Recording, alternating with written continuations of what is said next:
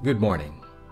Over the weekend, this long holiday which I took some time for R&R, I received an email. It was urgent from a certain Alyssa who found my videos and she had a query.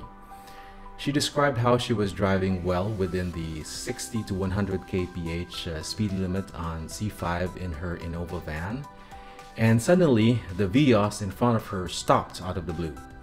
This resulted into a collision where both bumpers of both vehicles were damaged.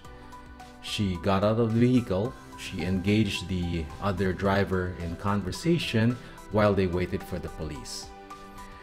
Now, the driver of the Vios admitted that he stopped because of a Ducati biker who cut him and he wanted to avoid causing damage to the bike. However, he said that he will be charging Alyssa for causing damage to his car and his grounds will be reckless imprudence. Does she have a defense? Is he correct? More on this when we return.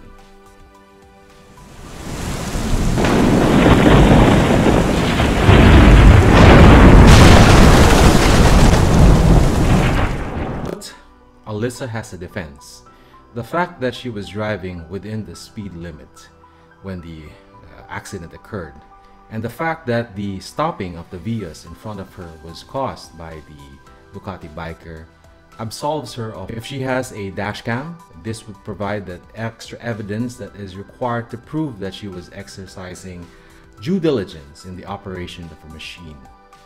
There is a misconception among drivers in the Philippines that the driver behind the forward car hitting the rear end of the forward car is automatically at fault. This is not true. We have to look at all the circumstances that are attendant to the collision. And Article 365 of the Revised Penal Code of the Philippines defines imprudence, which can provide further guidance.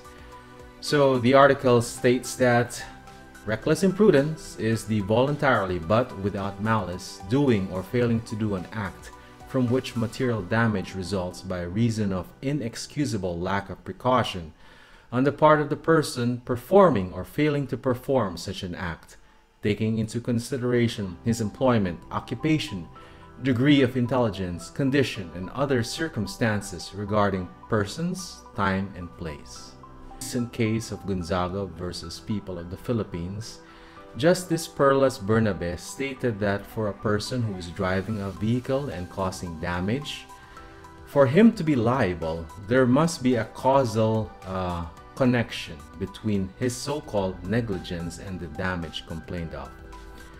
In the case that we see here with Alyssa, she is obviously not at fault. She simply hit the car that stopped in front of her and she has no control over that because he was trying to avoid the Ducati biker.